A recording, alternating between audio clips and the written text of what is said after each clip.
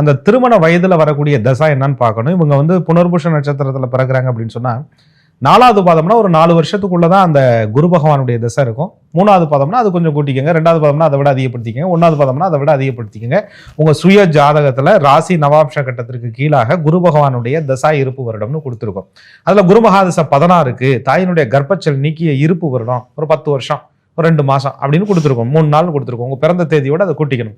இதன் அடிப்படையில திருமண வயதுல நீங்க சனி பகவானுடைய திசைகள் இருப்பீர்கள்.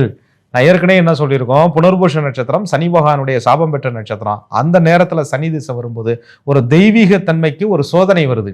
ஒரு ராமபிரானுக்கு ஒரு சோதனை வந்தது போல் புனர்பூஷ நட்சத்திரத்தில் பிறந்து ராமனாகவே வாழ்ந்து கொண்டிருக்கக்கூடிய இந்த நட்சத்திரக்காரர்களுக்கு பெண்களுக்கு ஒரு சோதனையான காலம்னு சொல்லலாம் அந்த சனி பகவானுடைய தசாகாலம்.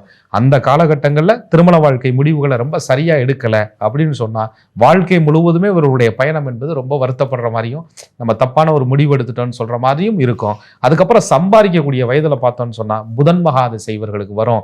அந்த புதன் பகவானுடைய திசை நல்ல லக்னங்களுக்கு சாதகமாக இருந்தா கடகராசின்னு தெரியுது, புனர்பூஷ நட்சத்திரத்துல பிறந்திருக்கோன்னு தெரியுது, மிதுன ராசின்னு தெரியுது, புனர்பூஷ நட்சத்திரத்துல பிறந்திருக்கோன்னு தெரியுது. மேக்சிமம் 3 பாதங்களுக்குள்ள பிறந்தவங்க மிதுன ராசிக்காரர்களாகவே இருப்பார்கள். ஆக மிதுனம் புனர்பூஷ நட்சத்திரத்தில் பிறந்தவர்களுக்கு அந்த புதன் மகாதிசை மத்தியம வயதில் 17 ஆண்டுகள் முழுமையாக வருவதால் திரும்புற பக்கமெல்லாம் புகழும் செல்வமும் கீர்த்தியும் கொடுக்கக்கூடிய ஒரு வாய்ப்புகளை கொடுக்கும். இதை கூட நான் தசாபுத்தி பலன்கள்ல ஒவ்வொரு தசையும் என்ன பண்ணுதுங்கிறத பார்ட் வீடியோல தெளிவா பார்த்துடலாம்.